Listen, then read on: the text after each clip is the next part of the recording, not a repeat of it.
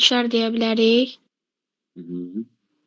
Daha sonra Cənubi Amerikada La Plata ovalığı. La Plata ovalığında əhali sıxdır. Orada Sıxdır. çoxdur. Orada La Plata ovalığında əhali çoxdur, sıxdır. Sonra deyə bilərik, məsələn, Şərqi Avropa düzənliyi olar. Şərqi Avropa düzənliyində 1100 nəfərdir. Skandinaviya yarımadası, Mərkəzi Asiya ölkələri, Qərbi Sibir ovalığı, Kordilyer dağlarının araları. Yox, ümumiyyətlə Sibir bölgəsi 2 nəfərdən azdır. Ora Sibirə keçməz. Sibir Rusiyanın Asiya hissəsində ümumiyyətlə əhali deyəcəyik daha çox 2 nəfərdən az olan ərazilər. Qərbi Sibir ovalığının az bir hissəsi düşə bilər. Yəni o da cənub hissələri. Ümumiyyətlə şimal, yəni burada ümumiyyətlə xəritədə rənglərlə biz müəyyən edəndə görürük ki, əhalinin məskunlaşması daha çox məskunlaşmasına deməli müəyyən amillər təsir göstərir. Burada indi biz o amillər haqqında danışacağıq. Ən çox bəs əhalinin məskunlaşdığı ərazilər hansılardır? Hansı regionları deyə bilərik ki, əhali daha sıx məskunlaşır? Mərkəzi Qərbi Avropa. Hı. Daha sonra Şimali Amerikanın cənubu. Plata ovalığını deyərik. Orada da çoxdur. Daha sonra burada əhalinin ən sıx məskunlaşdığı 6 dənə bölgə var. Hətta 5 dənə, 5 region var. Cənub-Şərqi Asiyada var. Cənub-Şərqi Asiya, sonra Madaqaskar da deyə bilərik. Madaqaskarda 1100 nəfər aralığında, amma ən çox məskunlaşmış ərazilərə daxil deyildir Madaqaskar. Göy rəng deyək. Mən elə bilim qırmızılardır. Sonra bir də burada aşağıda Yava adasında. Ora Cənub-Şərqi Asiya regionu gedir. Cənub-Şərqi Asiya regionunda Kamboca ərazisi və Yava adası əhalinin daha sıx məskunlaşdığı ərazidir. Bir də Hindistan. Ora hansı regiondur? Cənubi Asiya. Cənubi Asiya. Sonra hansı region var? Sonra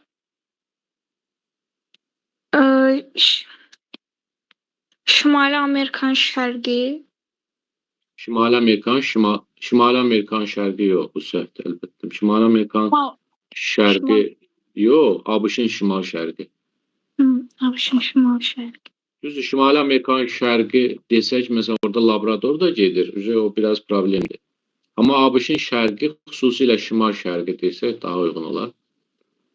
Orada Kanadanın cənub şərqi, ABŞ-in şimal şərqi. ABŞ-in o Bosvaş deyilən bir orada megalopolisi var. Bosvaş. Ora çox sıx məskunlaşmış ərazidir, Bosvaş. ABŞ-in Bosvaşı, Qərbi Avropa, Cənubi Asiya, Cənub-Şərqi Asiya, bir də Şərqi Asiya əhalinin çox sıx məskunlaşdığı ərazilər. İndi əhalinin çox sıx məskunlaşmasına təsir göstərən amillər hansılardır? Niyə əhali müəyyən bir yerdə çox məskunlaşır, müəyyən bir yerdə seyrək məskunlaşır? Məsələn, işlə bağlı ola bilər. Düzdür. Çox, daha sonra nə deyirlər?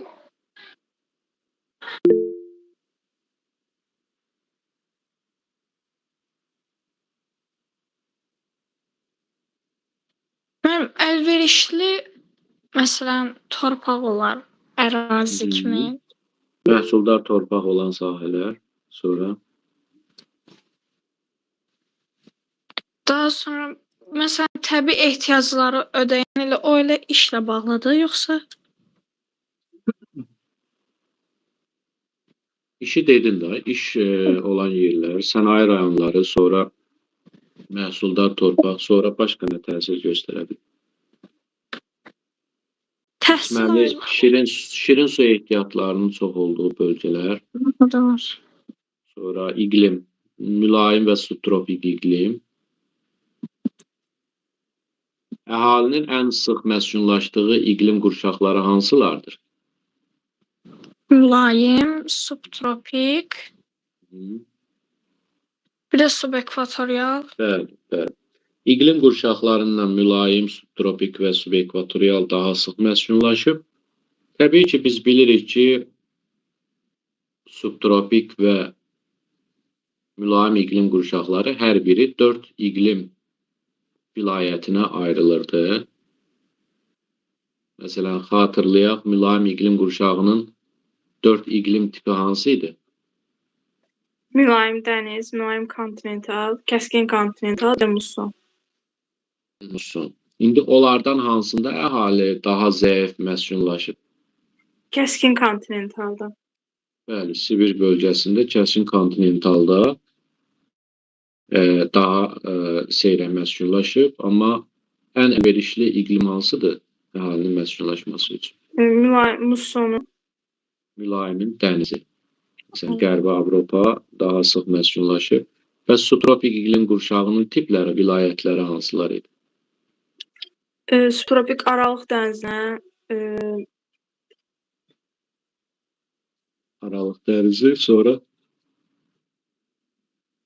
Kontinental, muson tipi, bir də bərabər rütubətli var idi. bəs bunlardan düzdür. Bunlardan hansı daha seyrə məskunlaşıb? Kontinental. Deməli, biz deyirik ki, iqlim şəraiti kontinental bölgələrdə əhali seyrə məskunlaşır. Eyni ilə tropikin də biz dəniz və tropik tiplərini qeyd eləmişdik. Orada tropikin kontinental tipi, yəni səhra tipi seyrə məskunlaşmış ərazilərdir. Subarktik bölgədə seyrə məskunlaşıb, ekvatorialda seyrə məskunlaşıb əhali. Arktikdə və Antarktikdə isə ümumiyyətlə əhali deməli məskunlaşmamışdır. Burada da baxın 9-cu sinifdə belə bir cədvəl verilib. Bəlkə də siz 9-cu sinifdə oxuyanda bu cədvəl sizin gözünüzün qarşısında mövzunu keçəndə keçmisiniz, amma bu cədvəli həll etmək sizin üçün çox çətin hesab oluna bilərdi. Amma indi artıq öhdəsindən gəlirsiniz. Bu da sizin hazırlıq səviyyənizi göstərir. Çünki bu xəritəni doldura bilmir, deməli hələ də 9-cu sinif səviyyəsində oxumadıqları vaxtlardakı vəziyyətdədir. Xəritə sxemə əsasən əhalinin məskunlaşma səviyyəsini müəyyən edin və cədvəli tamamlayın. Burada əhalinin sıxlığı seyrək və sıx iki qrupa ayrılıb. Düzdür, burada əhalinin sıxlığı 4 qrupa ayrılsa da, gördüyünüz kimi 4 hissəyə, amma biz ümumi yanaşma eləyirik. Yəni 11-100 nəfər və 100 nəfərdən çox olan əraziləri bir götürürük. 2-dən az və 2-10 aralığında bir götürürük. Yəni 2-dən az və 2-10 aralığı əhalinin seyrə məskunlaşdığı ərazilərdir. 100-ə qədər 11-dən 10-dan çox olan ərazilər isə sıx məskunlaşmış ərazilər. Xüsusilə daha sıx məskunlaşmış ərazilər dedik ki, Şimali Amerikada Bosfaş, yəni ABŞ-ın şimal-şərqi, Qərbi Avropa, Cənubi Asiyada Hindistan və Bangladeş, Cənub-Şərqi Asiyada Kamboca və Yava adası, Şərqi Asiyada isə Yaponiya və Çinin şərq hissələri əhalinin çox sıx məskunlaşdığı ərazilər. Məsələn, ayrı-ayrı bölgələrə biz diqqət etsək, tək Avstraliyaya diqqət edirik, görürük ki, Avstraliya mərkəzi, şimalı və qərb hissələri seyrə məskunlaşmışdır. Amma cənub-qərb hissəsində bircə saniyə, burada əlim dəydi, aləm dəydi bir-birinə. Deməli, Avstraliya görürsünüz, burada cənub-qərb hissəsində Avstraliya hansı iqlim yaranır? Ki, əhali orada Bərabər rütubətli. qərbində, qərbə doğru. Cənub-qərbində. Mülayim dəniz. Avstraliyada mülayim. Subtropikin dənizi. Subtropik Aralıq dənizi. Hə, Araq dənizi. Bir də diqqət etsəz burada görərsiniz Tasmaniya adası, Avstraliyanın cənub-şərqi və bir də Appalach Böyük su ayrıcı dağlarından Sakit okeana tərəf olan hissələr daha sıx məskunlaşmışdır. Məsələn, Afrikanın cənub hissəsinə diqqət eləsək, görərik ki, Atlantik okeanı sahili zonalar, məsələn, Namibiyada və ya da Caran Atlantik okeanı sahili seyrə məskunlaşıb, amma Hind okeanı sahili daha sıx məskunlaşmışdır. Bu da iqlimlə əlaqədardır. Çünki Afrikanın cənub hissəsi, bu hissədə belə gördüyünüz hissə tropik iqlim qurşağına və subtropikə düşür. Ucqar cənub hissəsi subtropikdir. Qalan hissə isə Madaqaskarın cənubu və Madaqaskarla bu eyni gördüyünüz hissə tropikə düşür.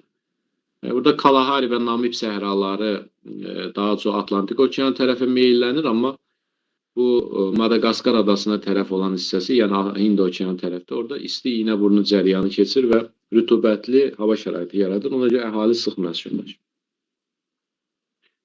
Cənubi Amerika materikində isə Çili sahillərində diqqət edin. Çili sahillərində biz baxırıq ki, burada Atakama səhrasının olduğu yer seyrə məskunlaşıb, amma bir cənuba gələndə görürük ki, sıxlıq artıb yenidən. Və yaxud da Atlantik okeanı sahilləri Cənubi Amerikada daha sıx məskunlaşmışdı, o cümlədən Braziliyada. Qaldı ki, Kolumbiyadır, sonra Peru, Ekvador dövlətlərinin ərazisi. Ora dağlıq bölgə olduğuna görə sırf Sakit okeanın sahili bölgələri daha sıx məskunlaşmışdır. Meksikaya gəldikdə Meksikanın daxili hissələri seyrə məskunlaşıb, biraz cənub hissələri daha sıx məskunlaşmışdır. Sonra, məsələn, Türkiyədir, İrandır, Azərbaycandır, 11-100 nəfər aralığında, o cümlədən Aralıq dənizi iqlim tipinin yayıldığı ərazilərdə 11-100 nəfər aralığında əhalinin sıxlığı qeydə alınır. Şərqi Avropa ölkələrində də 11-100 aralığında bu göstərici qeydə alınır. Mərkəzi Asiya, Tibet, Monqolistan, Qobi, sonra Sibir bölgəsi, Şimali Avropa, İslandiya, Kanada ərazisi, ABŞ-ın Kordilyer dağları olan hissə, yəni dağların arasındakı Böyük Hövzə və Colorado yaylaları, sonra Amazon hövzəsi, Patagoniya, Argentinada burada Patagoniya ərazisi, o cümlədən Avstraliyanın mərkəzi, şimalı və qərb hissələri daha seyrə məskunlaşmış ərazilərdir. İndoneziya adalarına diqqət etsəz, İndoneziyada əhalinin ən sıx məskunlaşdığı yer Yava adasıdır. Papua Yeni Qvineya və Yeni Qvineya adası isə əhalinin seyrə məskunlaşdığı ərazidir. Burada da təbii ki, yenə də dediyiniz kimi iqtisadi amillər, torpaq amili, içməli su amili, sonra yəni şirin su ehtiyatları, iqlim amili hamısı birbaşa təsir göstərir əhalinin sıxlığına. Bu belə. Bu mövzumuzda da məhz burada qeyd olunanlar, məsələn, səhra bölgələrdə məsələn, səhra ölkələr var axı. Səhra ölkələrdə əhalinin daha sıx məskunlaşa biləcəyi yerlər necə adlanır?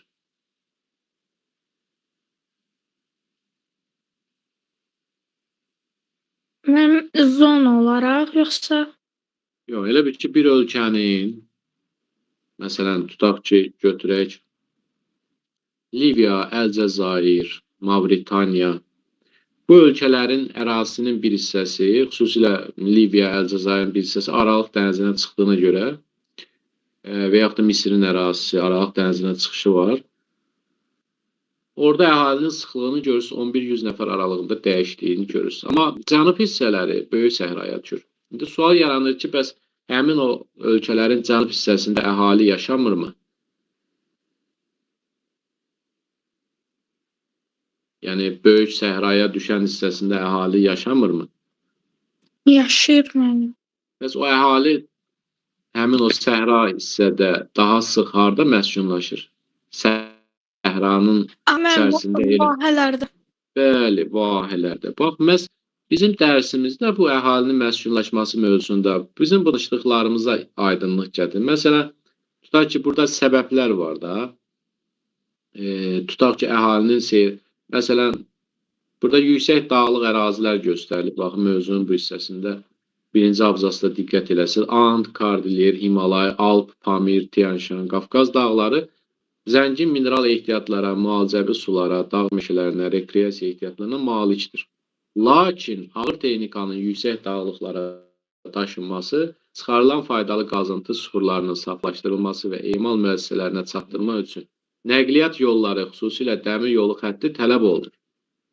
Yəni, bu kimi problemlər var burada. Meyilliyi 12-15 dərəcədən çox olan ərazilərdə qatarların hərəkətində çətinlik yaranır. Yamacların meyilliyi 20-25 dərəcə olduqda, ümumiyyətlə, əkinçilik üçün yararsız vəziyyət yaranır. Məcburdurlar ki, orada terraslaşdırma işləri aparılsın. Dağlıq ərazilərdə, yəni meyilliyin çox olduğu ərazilərdə əkinçilikdən çox heyvandarlıq, xüsusilə yay otlaqları kimi istifadə edilir. Məsələn, səhra bölgələrin problemləri var. Səhra bölgələrdə, məsələn, suvarma problemləri yaranır. Səhrada əsasən deməli, su çatışmazlığı ilə əlaqədar olaraq orada əkilən bitkilərin də deməli, nəzərə alınır. Məsələn, bəzi bitkilər var, pambıq, sonra qəhvə, kakao, çəltik, şəkər qamışı və s. Bunlar istisevər bitkilərdir. Yəni, səhrada mövcud olan istilik bu bitkilər üçün çox yaxşıdır. Lakin bu bitkiləri becərmək üçün su da lazımdır. Yəni, bunlar ilə yanaşı su da tələb edir. Ona görə, deməli, məcburdurlar ki, bu bitkiləri səhrada yetişdirə bilməyəcəklər. Su hövzələrinə yaxınlıq da nəzərə alınmaqla əkilir. Məsələn, səhralarda kəndlər əsasən vahələrdə yaradılır. Rütubətli ekvatorial meşələrdə əhali seyrə məskunlaşır. Məsələn, Cənubi Amerikanın, Mərkəzi Afrikanın mərkəzi hissələri, sonra, daha doğrusu Cənubi Amerikanın Amazon hövzəsi, bir də Mərkəzi Afrika, Cənub-Şərqi Asiyada da yağıntılar çox olduğuna görə həm bataqlıqlaşmış ərazilər, həm də ki, keçilməz cəngəlliklər yaranır. Nəticədə əhalinin məskunlaşması çətinləşir. Sonra çoxillik daimi buzlaq və donuşluq zonaları var. ABŞ, Kanada, Rusiya, Norveç kimi dövlətlərdə əhalinin məhz bu daimi donuşluq və buzlaq ərazilərlə bağlı olaraq məskunlaşmasında çətinliklər yaranır. Amma həmin ərazilər, məsələn, sadalayır ki, mis, qızıl, almaz, neft, torf ehtiyatları ilə zəngindir. Zəngin olsa da, indi qış fəslində həmin yerlərdə qazıntı işləri aparmaq çətin olur axı. Qazıntı işləri aparmaq çətin olduğuna görə gözləyirlər yay fəslini. İndi yay fəslində də gələndə nə olur? Yayda da həmin ərazilərin donuşduğu açılır, olur bataqlıq. Bu da ərazinin mənimsənilməsinə çətinlik yaradır. Həm əhalinin orada məskunlaşması, qida ehtiyatını təmin olunmada çətinlik yaradır. Həm də ki, mövcud faydalı qazıntıların hasilatında çətinlik yaranır. Yəni, sənayinin də inkişaf etdirilməsində çətinliklər yaranır. Qışda donur, qazıntı işləri aparmaq çətin olur. Yayda da bataqlıq, deməli, həmin ərazilərin xüsusilə göl bataqlıqlarına çevrilir. Yəni, çoxlu xırda göllər əmələ gəlir. Bu da məhz bu səbəblərdən əhalinin məskunlaşmaq çətindir. Məsələn, burada belə bir tapşırıq var. Bu tapşırıqları niyə təqdim edirəm sizə? Siz test yazılanda orta məktəb dərsliklərinin kənara çıxılmır və bəzi müəllimlər test yazarkən məhz orta məktəbdəki verilmiş tapşırıqların standartlarına uyğunlaşdırılmış testlər yazılır. Məsələn, belə bir cədvəl verilə bilər sizə. C mənimsənilmə ərazilər, mövcud imkanlar, mənimsənməni asanlaşdıran amillər, mənimsənmə üçün görülən tədbirlər. Məsələn, yüksək dağlıq ərazilərdə bilirsiniz ki, bu ərazilər, yüksək dağlıq ərazilər, səhralar və yarım səhralar, çoxillik donuşluqlar, ekvatorial meşələr. Belə ərazilərin mənimsənilməsində hansı mövcud imkanlar var? Məsələn, biz dedik, yüksək dağlıq ərazilər, faydalı qazıntılar var, amma dəmir yol xətti çəkməkdə çətinlik çəkilir. İndi həmin ərazidən mənimsənmənin məhdudlaşdıran amil nədir? Meyilliyin çox olması. Başqa məsələn kənd təsərrüfatında biz bilirik ki, dağlıq ərazilərdə, xüsusilə əkinçilikdə problemlər var. Meyilliyi çox olan ərazidə suvarma işləri çətinləşdirir. Deməli, suvarma işləri aparılmır və dəmiyə şəraitində əkinçilik mövcud olur. Amma dağlıq ərazilərdə meyillik çox olduğuna görə yağış yağanda torpağın üst minbit qatı da yuyula bilir. Bundan ötürü mənimsəmək üçün görülən tədbir nə oldu? Əlbəttə ki, dedik, terraslaşdırma işi. Bir də heyvandarlıq məqsədi ilə istifadə olunur. Səhra və yarım səhralarda mövcud imkanlar. Səhra və yarım səhralarda bilirsiniz ki, temperatur çoxdur. İstisevər bitkiləri orada becərmək mümkündür. Amma mənimsəməni məhdudlaşdıran amillər var. Onlardan biri də su problemidir. Bəs mənimsəmək üçün görülən tədbirlər nədir? Yaxınlıqda yerləşən çaylardan həmin hissələrə kanallar qazmaqla həmin ərazidə, deməli, bir də yeraltı sular, yəni vahələrdəki sulardan istifadə etməklə becərmək olar, yəni o istisevər bitkiləri. Çoxillik donuşluqlar olan bölgələrdə mövcud imkanlar nədir? Çoxillik donuşluqlar olan yerlərdə yeraltı sərvətlər zəngin olur. Amma mənimsəməni məhdudlaşdıran amillər qışda ərazi donur, yayda bataqlığa çevrilir. Mənimsəmək üçün görülən tədbirlər nədir? Həmin bataqlıqlaşmış ərazilərdə əraziləri qurutmaqla deməli, həmin əraziləri mənimsəmək mümkündür. Ekvatorial meşələr bilirsiniz ki, yenə də müxtəlif yeraltı, yerüstü təbii sərvətlərə malikdir. Temperaturu da kifayət qədərdir həmin ərazinin. Mənimsəməni məhdudlaşdıran amillər dedik ki, çox yağış yağır, bataqlıq və cəngəlliklərdən ibarətdir. Mənimsəmə üçün görülən tədbirlər deməli, yenə də həmin bataqlıqlaşmış əraziləri qurutmaqla oranı mənimsəməyə çalışırlar müasir dövrdə. Əslində mümkündür. Belə bir tapşırıq var, sadə bir tapşırıqdır, rəqəmlər verilib. Rəqəmlərdə güclü mənimsənilən ərazilər, zəif mənimsənilən ərazilər. Təbii ki, əhalinin çox sıx məskunlaşdığı ərazilərdə güclü mənimsənilən ərazilərdir, səhralar, yüksək dağlıq, çoxillik donuşluqlar, ekvatorial meşələr zəif mənimsənilən ərazilər. Deməli, bu cədvəlin bu hissəsində bu qeyd olunanlar, hansı ki, zəif mənimsənilən ərazilər. Bu əraziləri ümumi adla belə yadda saxlayacaqsınız. Ekstremal şəraitə malik olan ərazilər. Bu, zəif mənimsənilmiş ərazilərdir və ekstremal şəraitə malik ərazilər hesab olunur. Ekstremal ərazi məhz elə çətin şəraitli, mənimsəmək, yaşamaq çətin olan ərazi deməkdir. Dərsimiz bundan ibarət idi. Birinci hissəsi daha doğrusu təbii ki. Burada bu heç ümumiləşdirici tapşırıqlardır və əhalinin sayının artımı və onun tənzimlənməsi təbii ki, mövzumuzun əsas hissəsidir. Burada belə bir xəritə var. Bu xəritədə siz diqqət edin. Deməli, yaşıl rəngdə gördüyünüz ölkələrin hamısı əhalinin təbii artımının ikinci tipidir. Sarı rəngdə gördüyünüz hissə isə əhalinin təbii artımı birinci tipidir. Buradakı aşağıda yazıya diqqət edin. Dərslikdə o vaxtı bu, deməli, bunun elektron versiyası çap olunanda səhvə yol verilmişdi. Yaşıl rəngdə burada təbii artımın birinci tipi yazılıb, sarı rəngdə ikinci tip. Amma bu səhvdir, ona görə biz bura baxmırıq.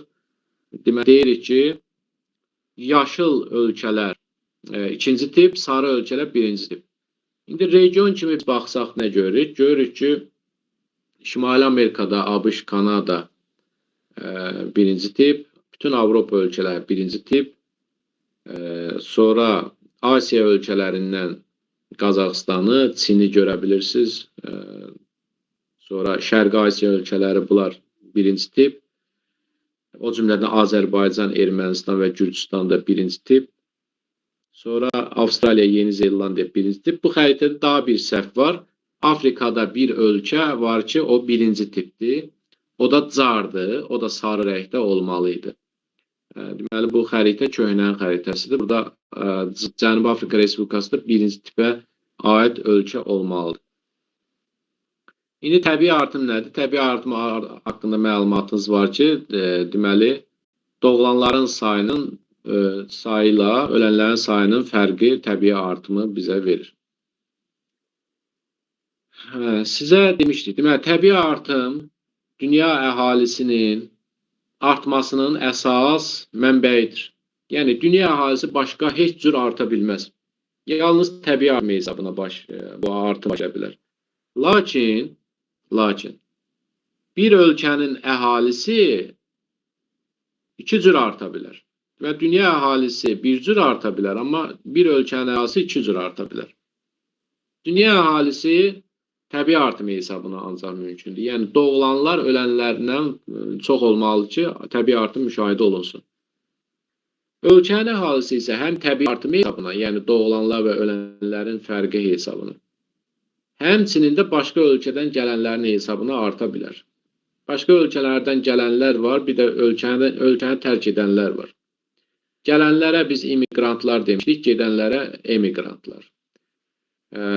Mexaniki artım bunların fərqini ifadə edir. Yəni, gələnlərdən gedənlərin sayını çıxanda mexaniki artım qalır. Mexaniki artım müsbət, mənfi və sıfır ola bilər. Müsbət göstərici ki, gələnlər gedənlərdən çox olanda olur. Sıfıra bərabər o vaxt olur ki, gələnlərlə gedənlər bir-birinə bərabər olur.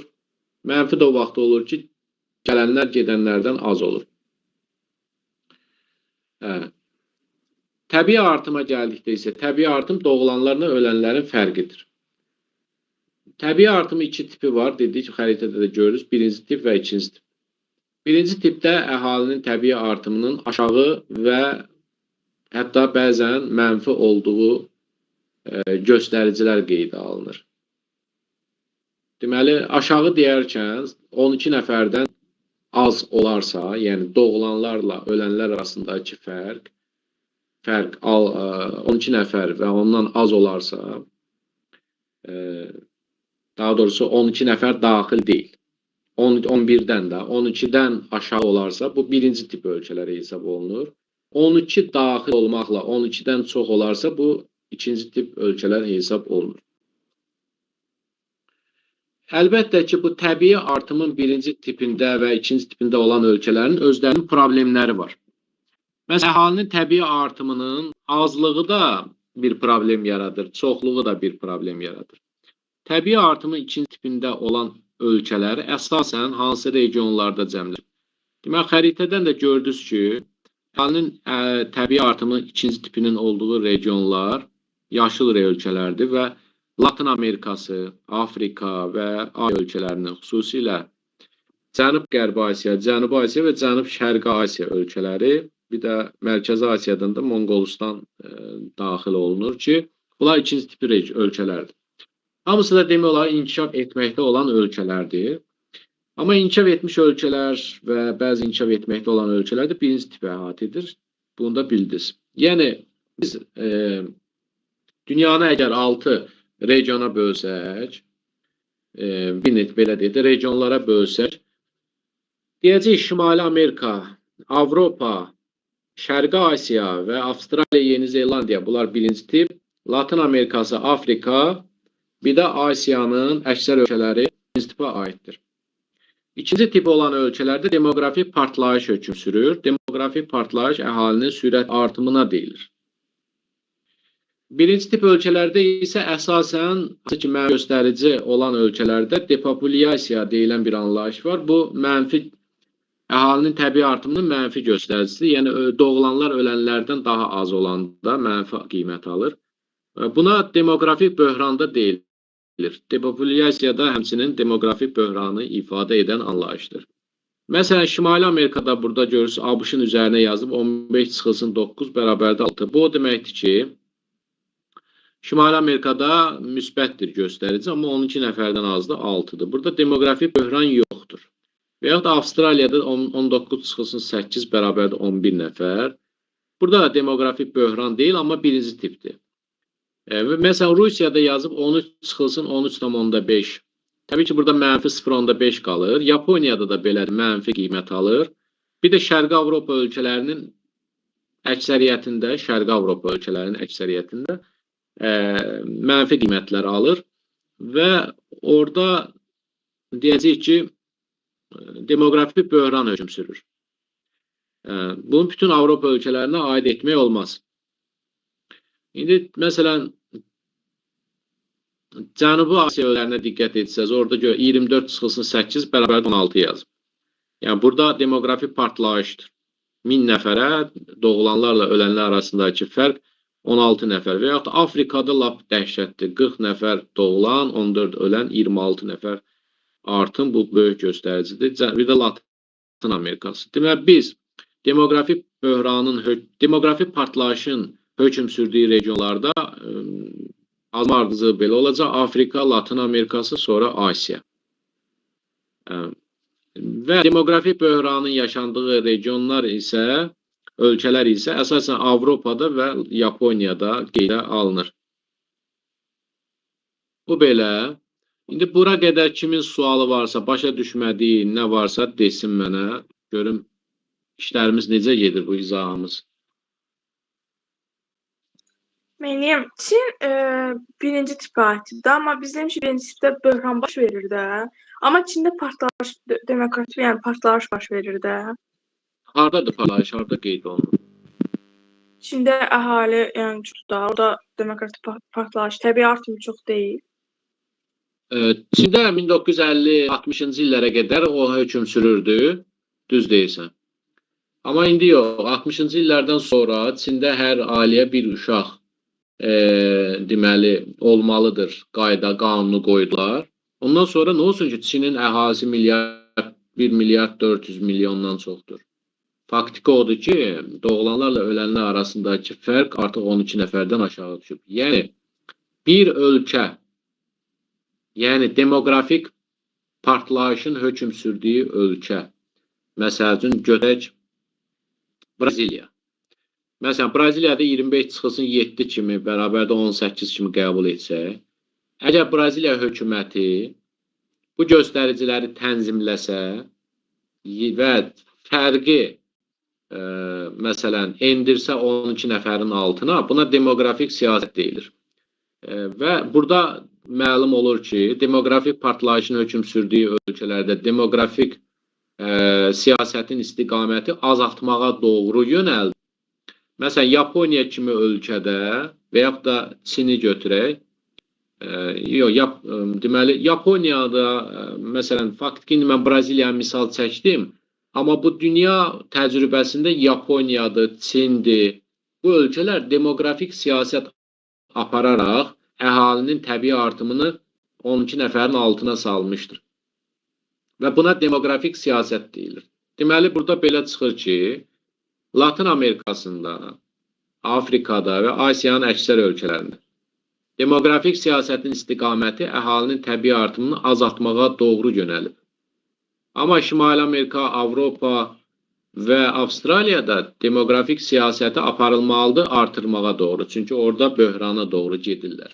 Məsələn, Azərbaycan da çox sürətlə demografik böhrana doğru irəliləyir.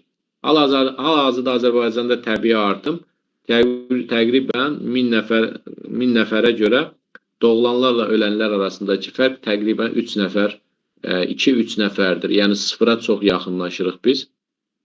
O şəkildə davam eləsə, mənfiyə düşüb ölkə əhalimiz azala bilər. Yəni zamanla hələ ki müsbətdir.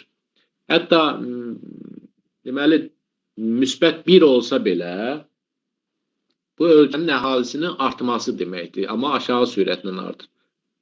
Amma da belə bu 18, 26, 16 kimi təbii artım olanda burada əhali çox sürətlə artır. Çində də 60-cı illərə qədər elə idi. Və onlar demografik siyasət apardılar və onun effektində gördülər. Yoxsa indi Çinin əhalisi bəlkə də 2-3 milyarda çatmışdı. Bəlkə də çox. Çox sürətlə artırdı Çinin əhalisi. Başqa kimin sualı var? Başa düşmədik. Yoxdursa, indi problemlərdən danışaq. Demografik partlayışın yaratdığı problemlər var. Demografik böhranın yaratdığı problemlər var. Və burada diqqət eləsəz, ümumi şəkildə belə bir anlayış, cədvəl tərtib olunub. İnkişaf etmiş ölkələr, inkişaf etməkdə olan ölkələr.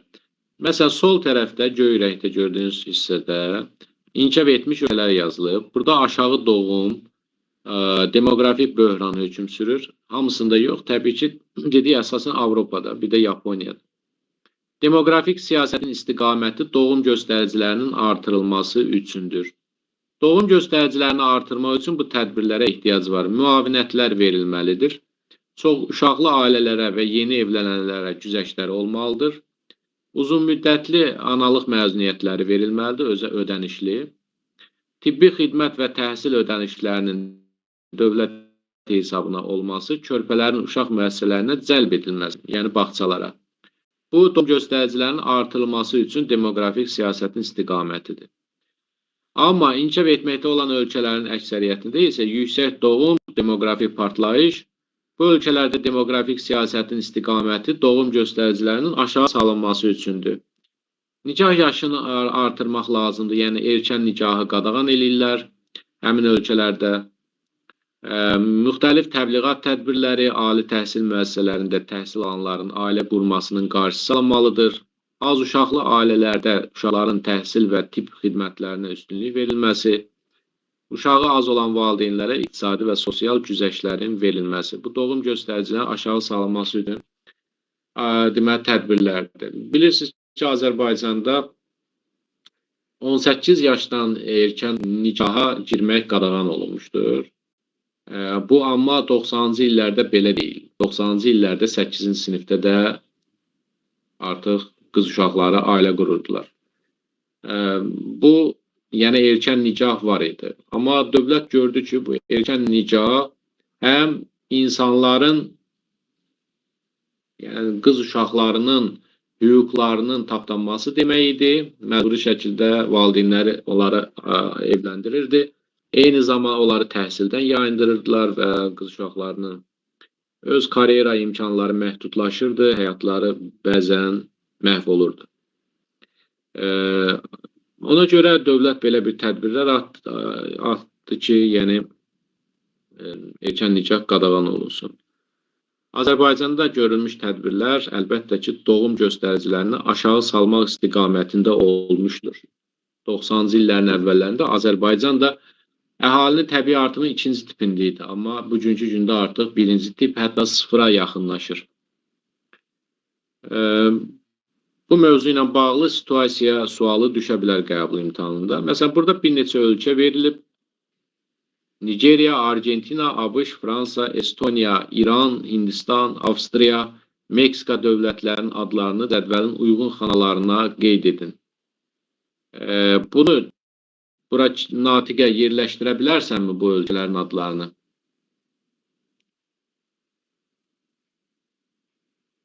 Doğum göstəricilərinin artırılmasına yönələn siyasət, bir də doğum göstəricilərinin aşağı salınmasına yönələn siyasət.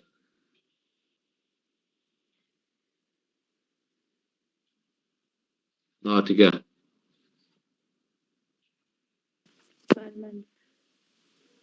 Bu ölkələri, adı çəkilmiş ölkələri bu cədvəldə yerləşdirə bilərsənmi? Məsələn, Hindistan aşağı salınmasına yönələr. Sonra ABŞ aşağı salınmasına yönələr. Niyə? Yox, inkişaf etmiş ölkələrdir. İnkişaf etmiş ölkələr artırılmasına yönələr. İnkişaf etməkdə onlar isə aşağı salınmasına yönələr. Məsəl üçün, ABŞ, Fransa artırılmasına yönələr, inkişaf etmiş ölkələrdir. Hindistan, İran inkişaf etməkdə olan ölkələrdir. Nigeriyada aşağı salınmasına yönələr. Argentina artırılmasına yönələr. Argentina Cənubi Amerika materikindədir. Cənubi Amerikanın bütün ölkələri azaltmalıdır. Aşağı salınmasına yönələr. Qaldı Estoniya, Avstraliya, Meksika. Onlar da aşağı yönələr də. Yəni doğum göstəriciləri aşağı salmalılar. Avropa ölkələrin biz hamısını dedik ki, artırmalıdırlar. Estoniya, Avstriya Avropa ölkələrdir, onlar artırmalıdırlar. Meksika isə Latin Amerikası ölkəsidir. Yəni o Latin Amerikası ölkələri sən deyəsən bu xəritəni başa düşdün. Mən burada bu boyda əziyyət çəkib sən hardaydı o xəritə? Hə, bu. Deyəsən bu xəritəni başa düşmə. Sən ölkələrin yerini bilmirsən, hansı regionda yerləşir. Bu sarı gördüyün yerlər hamısı birinci tipdir. Onlar artırmağa çalışırlar. Amma yaşıl gördüyün yerlər bir dənə cardan başqa Afrikada. Onlar azaltmağa çalışmalıdırlar. Meksikada burada yerləşir də. Latin Amerikası ölkəsidir, azaltmalıdır. Avstriya və Estoniya Avropa ölkəsidir. Onlar artırmalıdır. Burada nə var ki? Burada mən sizə 1000 dəfə dedim ki, ölkələrin siyasi xəritəni öyrənin. İndi görürsünüz bunu necə siyasi xəritə lazımlıdır.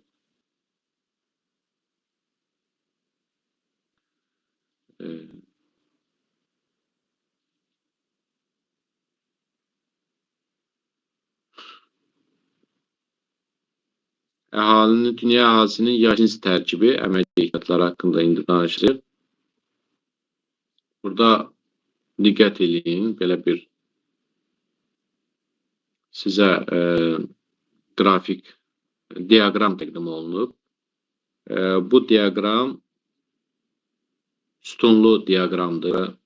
Ayrı-ayrı kəmiyyət göstəriciləri, faizlə payları verilib. Dünyanın müxtəlif regionlarında əhalinin yaş tərkibinin qruplar üzrə paylanması faizlə. Deməli, qəhvəyi rəngdə gördüyünüz hissə diaqramlarda 65-dən yuxarı, göy rəngdə gördüyünüz hissələr 16-65 yaş aralığını, yaşıl hissə isə bildirir. Məsələn, dünya üzrə göstəricilərə baxanda görürük ki, bu orta yaşlılar, yəni yetkinlərin payı daha çoxdur, 63 və 32% uşaqlardır, 5% yaşlılar. İndi siz digər 3 regiona diqqətinizi yönəldəcəm. Avropa, Şimali Amerika, bir də Avstraliya və Okeaniya. Əslində burada Avstraliya və Okeaniya, təkcə Avstraliya olsaydı daha yaxşı olardı. Okeaniyanı qatıblar deyənə artıq burada faiz bölgüsü biraz dəyişəcək. Ona görə siz Avropa ilə Şimali Amerikaya diqqət edin. Görürsünüz ki, uşaqların payı cəmi 14% təşkil edir. 69% yetkinlər də 17% yaşlılardır. Yəni, yaşlıların payı uşaqların payından çoxdur. Əgər yaşlıların payı uşaqların payından çoxdursa, buna biz deyirik ki, demoqrafik qocalma və yaxud da Şimali Amerikaya diqqət edin. Şimali Amerikada düzdür, Meksika və digər dövlətlər də var.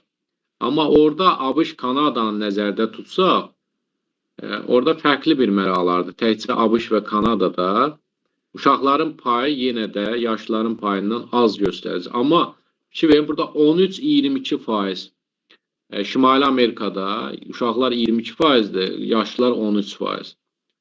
Burada kifayət qədər, yəni 13% yaşların payının olması bu çoxluq təşkil edir. Əslində pis deyil, yaxşıdır. Yəni 13% olması şeydir, amma burada yaşlı əhalinin çoxluğu. Amma bir tərəfdən də problem yaradır ki, uşaqların payı azdır.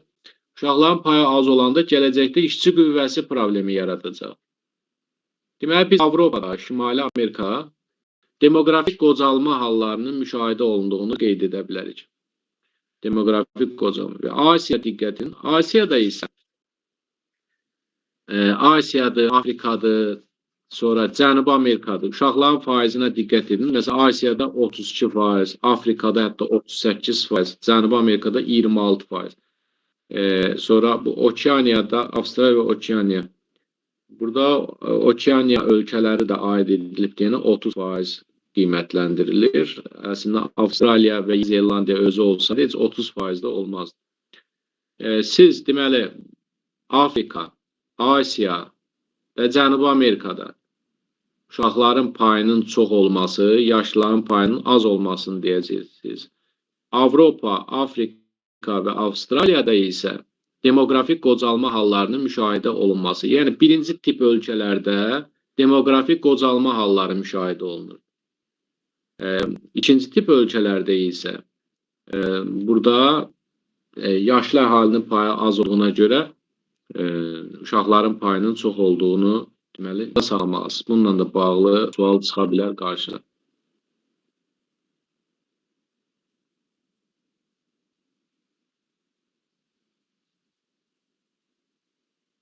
Burada dünya əhalisinin orta ömür müddəti xəritəsi təqdim olunub.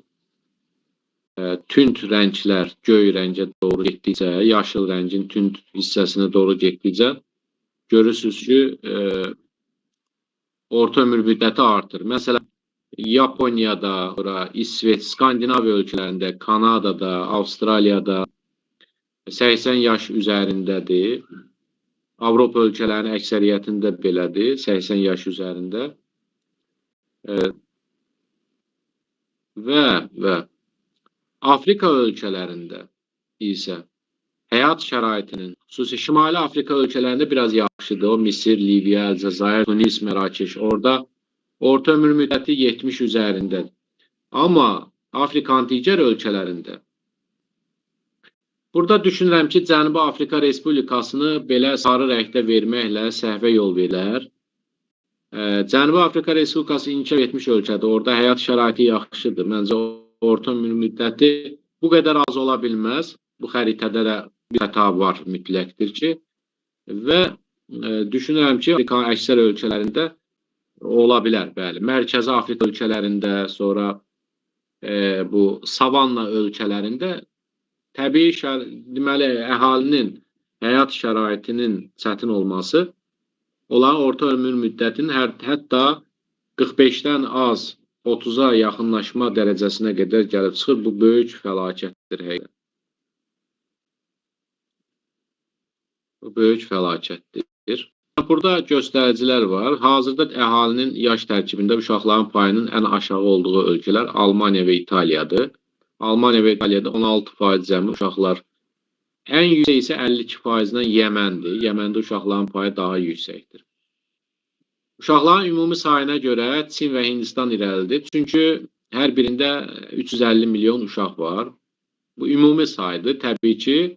Amma biz bunların iki dövləti müqayisə etsək, təbii artımlarını, yəni Çin və Hindistanı, təbii artımla baxanda Çində Hindistandan çox geri qalacaq. Yaşlı əhalinin payı ən çox olan ölkə isə İsveç, 25% yaşlı əhali var. Ən aşağı olan isə Malidir. Mali 2% cəmi yaşlı əhali var. Təbii ki, bu görəcələri, bu faizləri əzbərləmək lazım deyil. Biz gördüyünüz kimi burada yuxarıdakı diaqramda ölkə üzrə, dünya üzrə əhali qruplarını deməli yaş tərkibinə görə 3 hissəyə 16 yaşa qədər olanlar, yəni 0-15 yaş aralığınlar, 16-65 yaş aralığında olanlar və 65 yaşdan yuxarı olanlar.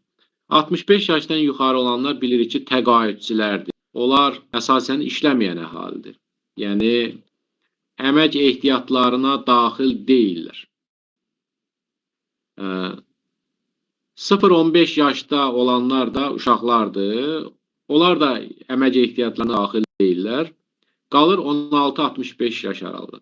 İndi əmək ehtiyatı nə deməkdir? Əmək ehtiyatı bir ölkənin əhalisinin 16-65 yaş aralığında olanlarının və fiziki cəhətdən sağlam qrupuna əmək ehtiyatları deyilir. Yəni sağlam insanlardan söhbət gedir. 16-65 yaş aralığı. Biz əmək ehtiyatlarını əsasən iki qrupa böləcəyik. Biri işlər, yəni fəal əhali, bir də işsizlər. Təbii ki, bu işsizlərin isə elə insanlar var ki, iş axtarırlar, iş tapa bilmirlər. Elə insanlar da var ki, özləri fırladırlar, yəni işləmək istəmirlər. Məsələn, evdar qadınlar əsasən işləməkdən yayınan aiddirlər. yəni sağlamdır, əqli yerindədir, fiziki cəhətdən normaldır, amma evdar qadında indi o məsələn özün işə vermək istəmir, işləmək istəmir, rəsmi maaş almaq istəmir. Və yaxud da biri var ki, özü istəməyə, biri də var ki, istəyə iş tapmaya. Məsələ fərq bundan ibarət. Bunu yadda saxlayın. Ona görə burada bir neçə qrup əmələ gəlir. Yəni biz əmək ehtiyatlarına diqqətlə baxmalı. Əmək ehtiyatı işləyən əhali, dövlətdən maaş alan və yaxud da dövlət olmasın özəl sektorda işləyən adamlar. Bunlara deyirlər fəal əhali, yəni işləyənlər. Bir də var işsizlər. İşsizlərin də içərisində var iş axtarıb iş tapmayanlar. Bir də var ki, ümumiyyətlə deməli işləməkdən yayınanır. Əmək ehtiyatlarının içərisində elə insanlar da var ki, onlar məsələn tutaq ki, elə bir yerdədirlər ki, onlar işləməkdən məhrumdurlar. Məsələn, həbsxanada olanları misal çəkmək olar ki, onlar qrupa daxil olsa da, əmək ehtiyatları qrupuna daxil olsa da, amma məsələn, onlar iş axtarmaq imkanlarına malik deyirlər və yaxud da belə deyək də, özlərinə asılı olmayaraq da məcburi şəkildə işləməkdən yayılmış əhali qrupunun tərkibinə düşmüş olurlar, yəni özlərinə asılı olmayaraq. İndi burada diqqət edin, belə bir cədvəl verilib burada, sxem verilib daha doğrusu, ölkə əhalisi. Deməli, işçi qüvvəsinə daxil olmayan əhali, əmək ehtiyatları, bir də əmək qabiliyyəti olmayan əhali qrupu. Əmək ehtiyatlarının əsasən dedik ki, iki qrupa bölü, iqtisadi cəhətdən fəal, bir də işsizlər. Əmək qabiliyyəti olmayan əhalilərdir, bir də 16 yaşa qədər olanlardır. Bir də xüsusi təyinatlı müəssisələrdə olanlar və işləməyən təqaüdçülər. Xüsusi təyinatlı müəssisələrdə olanlar isə özünüz təxmin edə bilirsiniz, yoxsa yox. Bunun məsələn psixoloji problemləri olanlar, laflori dildə desəm dəlixanada olanları nəzərdə tutur ki, bu insanlar xüsusi təyinatlı müəssisələrdə müalicə alırlar. Onlar ümumiyyətlə əmək qabiliyyəti olmayan insanlar hesab olunur. Çünki əmək qabiliyyəti olan, yəni əmək ehtiyatlarına daxil olan əhali qrupu 16-65 yaş aralığında olub, amma deməli zehni və fiziki cəhətdən sağlam əhali qrupuna deyilir əmək ehtiyatları. Yəqin ki, fikrim aydın. Bu bölgünü sizə mən izah eləyə bildimmi? Yadınızdan çıxmaz ki,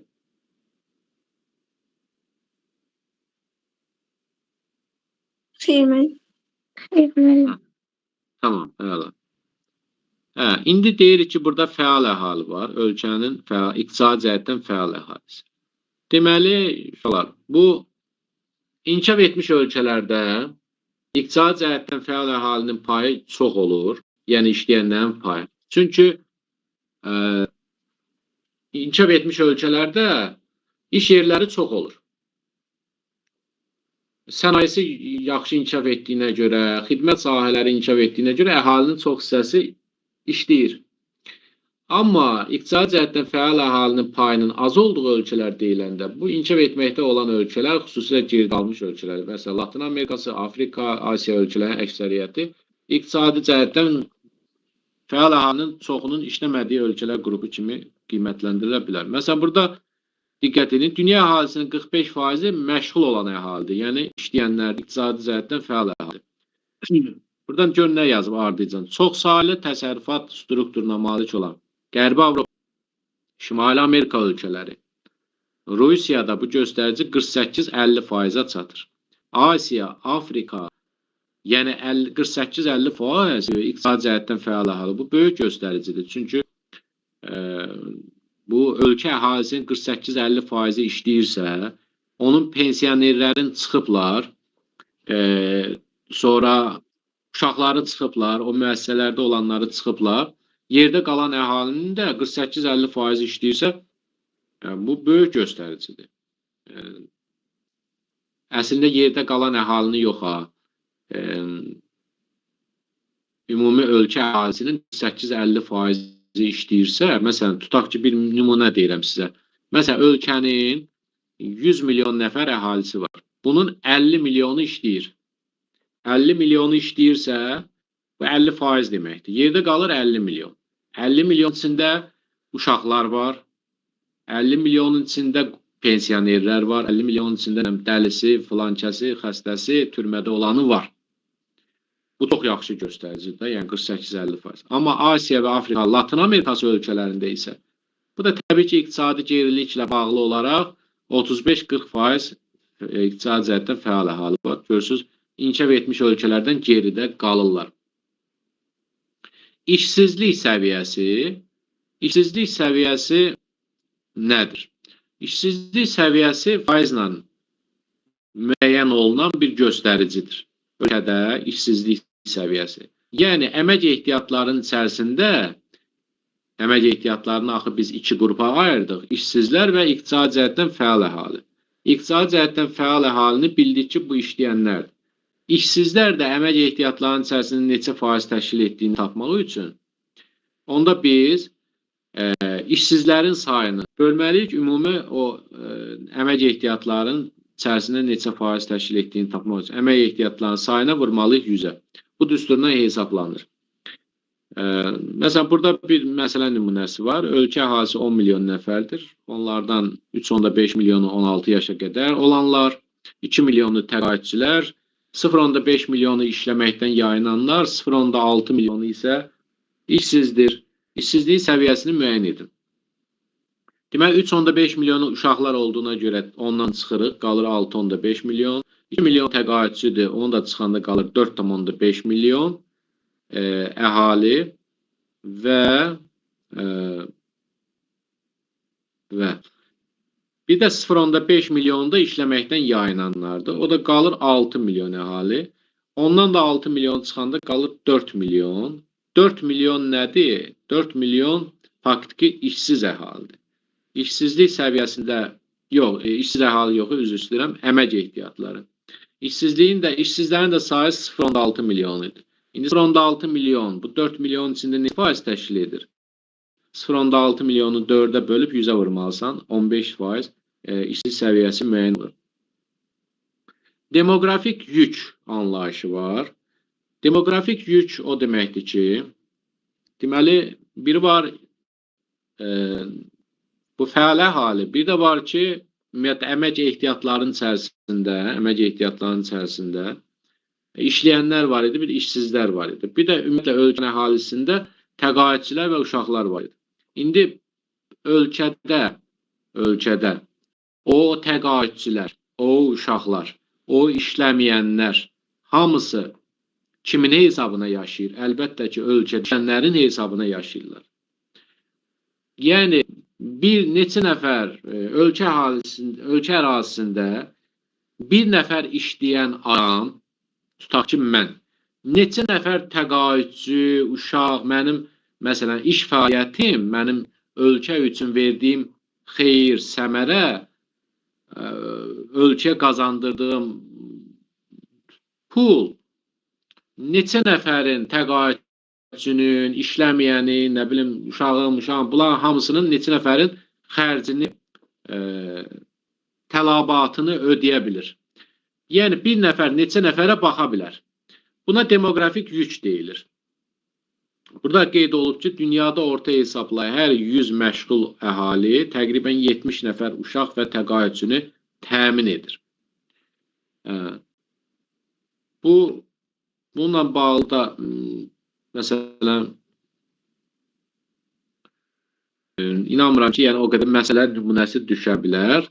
Mən nümunəsi olsa belə, yəni o da demoqrafik yüklə bağlı indiyə qəbul imtahanına sual düşməyib. Çünki orada qarma-qarışıq məqamlar var.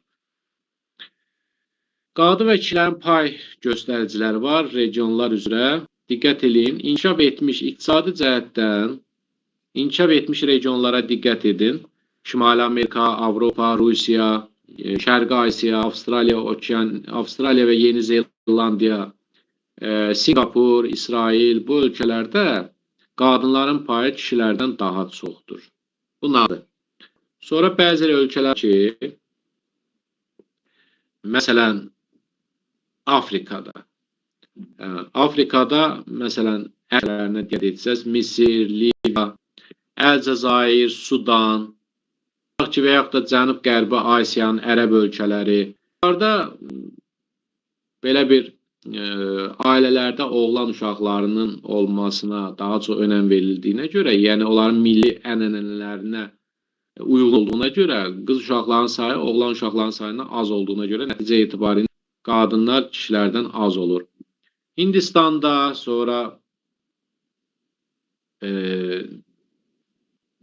yaxud da ölkələrdə, Hindistandır, məsələn, Çində, bunlar çox uşaqlıq hökm sürdüyünə görə burada qadınların həyat tərzi daha çətin olur. Buna görə qadınların orta ömür müddəti azalır kişilərə nisbətən. Bərabər olduğu ölkələr var. Məsələn, bir neçəsini yadda saxla. İslandiya, Monqolistan, Somali, İndoneziya. Bu ölkələrdə qadınlarla kişilərin faiz göstəricisi bir-birinə bərabərdir.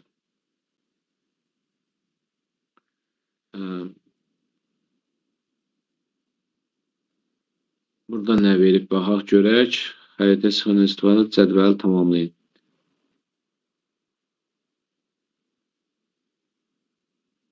Belə bir cədvəl var. ABŞ, Fransa, Hindistan və Sudan dövlətlərinin iqtisadi inkişaf səviyyəsi, yəni inkişaf etmiş, inkişaf etməkdə olan strukturu, qadın-kişi bərabərliyi, bir də orta müddətinin uyğunluğu müddəti. Məsələn, ABŞ inkişaf etmiş ölkədir, qadınlar daha çoxdur, orta müddəti çoxdur. Ya çox yazmalıyıq, ya da az yazmalıyıq. Fransa inkişaf etmiş ölkədir, qadın-kişidə faiz olaraq qadınlar daha uzun ömürlüdür, orta ömür müddəti azdır. Orta ömür müddəti çoxdur, üzr istəyirəm. Hindistan burada iqtisadi inkişafın inkişaf etməkdə olan ölkələr qrupuna daxildir və dedik ki, orada kişilərin sayı daha çox idi. Bir də orta ömür müddəti də o qədər də çox deyil. Sonra Sudan, yəni orta müddəti Hindistanda da elə çox deyil. Sudan inkişaf etməkdə olan ölkədir. Deməli, orada biz dedik ki, kişilərin payı daha çox idi, orta ömür müddəti də azdır. Belə, burada nədir? Bu tapşırıqlar lazım deyil sizə. Buradan sual düşməsin. Piramida. Buradan sual düşə bilər. Bu piramida nəyə bildirir? Ümumiyyətlə, piramida nə üçün verilir? Piramidaya diqqət edin. Piramidanın üzərində nə görürsünüz? Kişilər, qadınlar, yəni sol tərəf sizdən sol tərəfdə verilənlər kişilər bildirir, hissənin sağ tərəfdə olanlar qadınlar. Orta hissədə kişi və qadınlara ayıran sütunların arasında əhalinin yaş bölgüsü təqdim olunub. Deməli, cins bölgüsü, cins yaş piramidası deyirlər buna. Cins yaş piramidası. Məsələn, piramidada biz dünya ümumiyyətlə əhalini, ölkə əhalisi 3 qrupa ayırdıq axı, 0-15, 6-65, bir də 65 plus. Əgər 0-15 yaşda olanların payı, kişi və qadın olmaqla kənara doğru bu çərçivələr daha çox uzanırsa, bu inkişaf etməkdə olan ölkə olacaq. Yuxarıya doğru orta ömür müddəti, orta yaş təbəqənin, yəni 16-65 yaş aralığında olanların payı deməli, böyük ola bilər. Amma gəlirsən, görürsən ki, 65 yaşdan sonra əhali qrupu, oradakı deməli, çərçivələr. Kənara doğru o qədər də uzamayıb, yəni çox balacadır. Bu artıq balacadırsa, ensizdirsə, o inkişaf etməkdə olan ölkələri tam tamamlayır. İnkişaf etmiş ölkələrin piramidasında biraz kənara doğru yaşların payı daha çox çıxır. Bu da deməli, yaşlı əhalinin payının çox olması inkişaf etmiş ölkələrə aiddir. Sonra burada məsələn, tutaq ki, bir nümunə deyirəm, 79 yaş aralığında olanlara diqqət edin. Məsələn, 6,6% kişilərdir, 88,4% qadınların payını bildirir. Yəni, burada həm kişilərin, həm də qadınların ayrı-ayrılıqda faizini biz çıxara bilirik ki, yəni, ölkədə bu yaş aralığında olanların faiz. Məsələn, diqqət, hətta sayını da burada ölkə əhalisinin ümumi sayını biliriksə, o zaman bütün kişilərin sayını da müəyyən edə bilirik, qadınların sayını da müəyyən edə bilirik, hətta hər yaş aralığında olanların da faizini və sayını müəyyən etmək mümkündür. Məsələn, burada 0-15 yaş aralığında olanlardan görürük ki, ən az göstərili 10-14 yaş aralığında olanlardır. 10-14 yaş aralığında olanların payı burada görürük ki, daha azlıq təşkil edir.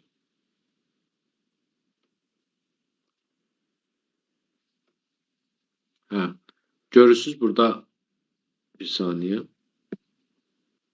Bak görürsünüz burada 10-14 yaş aralığında, yəni 0-15 yaş aralığında uşaqlardan 0-4 yaş aralığında olanlar kifayət çoxdur. 5-9-cu ən az 10-14 yaş aralığında olanlar.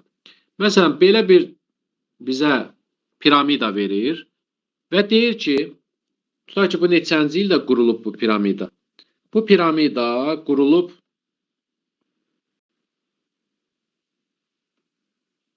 görək ili verilib mi?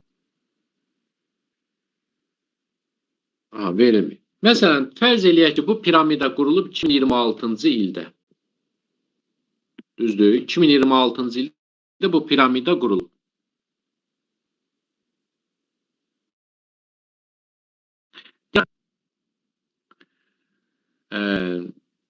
Neçənci illərdə hərbi xidmətə çağırış vaxtı çağırışçılarda deməli say problemi olacaq. Yəni say çatışmazlığı olacaq. Hərbi çağırışçıların sayında çatışmazlıq olacaq. Biz baxırıq ki, bu piramida 2026-cı ildə qurulubsa, gələcək hərbi xidmətə çağırılanlar ya 0-4 yaş aralığında olacaq, ya 5-9, ya 10-14 aralığında olacaq. Çünki növbəti sətir 15-19 aralığını göstərir. Biz oradan 18 yaşa qədər olanların payını çıxarda bilmirik. Biz də bilirik ki, ölkədə hərbi xidmətə 18 yaşda gedirlər. Yəni 18 yaşda hərbi xidmətə gedirlər. Və görürük ki, bu 0-15 yaş aralığında ən az paya malik olan, yəni böhranın yaşandığı yaş aralığı 10-14 yaş aralığıdır. 10-14 yaş aralığı. Deməli, bu 10 yaşında olan adamın əsgər getməsinə 8 il qalıb. Yəni, bunun əsgər getməsinə 8 il qalıb. 14 yaşında olanın əsgər getməsinə isə 4 il qalıb. İndi də 2026-cı ildir. Ona görə bir dəfə üstünə 4 gəlirsən, 2026-nın, bir dəfə də üstünə 8 gəlirsən, üstünə 4 gələndə eləyir 2030, üstünə 8 gələndə eləyir 2034. Demək, 2030-2034-cü illərdə bu diaqrama əsasən hərbi xidmətə çağırışçıların sayında böhran yaranacaq, yəni çatışmazlıq baş verəcək.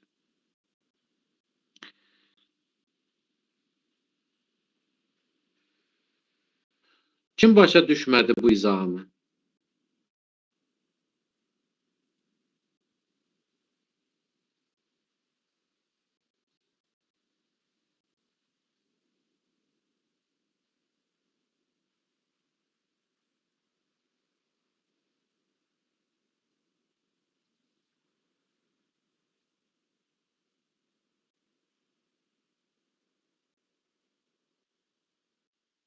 Uşaqlar, hamı başa düşdüyü bu izahı.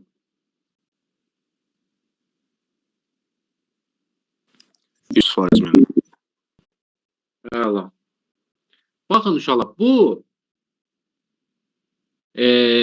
başqa bir şey də ola bilər. Məsələn, biz deyirik ki, 16 yaşdan etibarən adamlar işləyə bilər. Məsələn, siz artıq indi 16-ın tamamı 17-yə keçmişsiniz. Siz artıq orta təbəqə olan əhali qrupuna daxilsiniz. Siz yəni işləyə bilərsiniz. Qanundan sizi heç kim cərimələyə bilməz falan. Yəni, amma məsələn, tutaq ki, sizin balaca qardaşınız var, babanız var, 8 yaşındayım, 12, ta 15'ə qədər varsa, onlar işləyə bilməz. Onlar birbaşa işləyərsə, valideyn məsuliyyət daşıyır və cəriməsi var. Onun məsuliyyətə cəlb olunur. Və onu işə götürən tərəfdə müəssisə də cərimələnir küllü miqdarda. İndi nə demək istəyirəm? Məsələn, tutaq ki, belə bir piramida qurulub, yenə 2026-cı ildə. 2026-cı ildə qurulmuş piramidaya əsasən, deməli,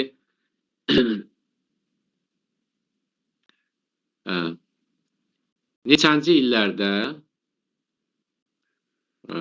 işçi qüvvəsində deməli, böhran yaranacaq. İşçi qüvvəsinin sayında böhran yaranacaq. Yenə eyni qayda ilə biz görürük ki, burada ən az göstərici 0-14 yaşdır. 0-14 yaş. 10-14 yaşdır. 10, bu da 14 yaş. Bu yaş qrupu ən az göstəriciyə malikdir. Bunun işləmək üçün 6 ili var. Bunun da işləməsi üçün, 14 yaşında olanın da işləməsi üçün 2 ili var. Bu piramidada qurulub 2030-cu ildə. Demək, bir dəfə üstünə, 2030-un üstünə 2 gələcək. 2030 nə idi? Əstəğfurullah, 2026 dedik də. Bir dəfə 2026-nın üstünə 2 gələcək. Bir dəfə də 2026-nın üstünə 6 gələcək. Demək, 2028 2032-ci illər aralığında, yəni bu aralıqda dövlət işçi qüvvəsinin çatışmazlığındakı problemi, böhranı hiss edəcək. Başa düşdünüz? Başa bilərəm. Buyur. Orada niyə 6 ilə 2-ni götürürsünüz? Çünki 10-14 yaşında olan adamların işləməsi, yəni 16 yaş işləməsi üçün 16 yaşı olmalıdır da. Bu 10 yaşında olanın 16-ya çatması üçün 6 il var. Bu 14-ün də 16-ya çatması üçün 2 il var. Başa düşdüm. Bayaq məsələn 10-14 deyəndə əskər getməyinə 10 yaşında olanların 8 il qalmışdı. 14 yaşında olanların 4 il qalmışdı. Qurulmuş piramida ilinin üstünə həmin illəri gəlib o illərdə böhranın olacağını müəyyən edirik. Deyə bilərsiniz ki, müəllim, burada məsələn ən az aşağı göstərici, məsələn mən baxıram, tutaq ki 70-74, hətta 85-89 yaşında, 90-94 yaşında olanların payı daha azdır. İndi mən də sual verirəm ki, 90-94 yaşında olanlar daha əvvəldən işləyib axı, daha əvvəldən hərbi xidmət eləyib axı. Onlar əvvəldən işə, onlar 16 yaşdan başlayıblar, onlar pensionerlərdir, onlar işçi qüvvəsi deyil. Onlar hərbi xidmətə gedə bilməz. Onlar ümumiyyətlə 65-dən yuxarı bu mümkün deyil. Siz və yaxud da lap bu göstərici, ən az göstərici, tutaq ki 40-44 yaş aralığında olsalar da belə, siz yenə 0, 04, 5, 9 və 10-14 yaş aralığına baxacaqsınız bu kimi məsələlərdə. 04, 5, 9, 14. Çünki orta yaş qrupunda olan əhali işləməyə 16 yaşından başlayıb, əskər də gedib, gəlib, nə bilim mən, ailə də qurub, falan da, yəni onlar o şeyi daha əvvəldən keçiblər. Bizə yeni uşaqlar, yəni uşaqların gələcəkdə hansı problemlərlə üzləşəcəyi maraqlıdır və belə proqnozlaşdırır. Bu piramida ondan ötürü qurulur ki, yəni gələcəyə proqnozlaşdırır.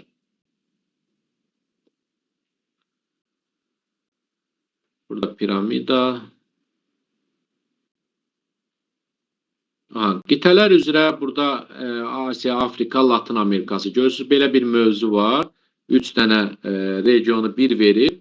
İndi məsələn, növbəti mövzunun adı olacaq Avropa, Şimali Amerika, Avropa və Avstraliyanın əhalisi. Görürsünüz, Avropa, Şimali Amerika və Avstraliya. Deməli,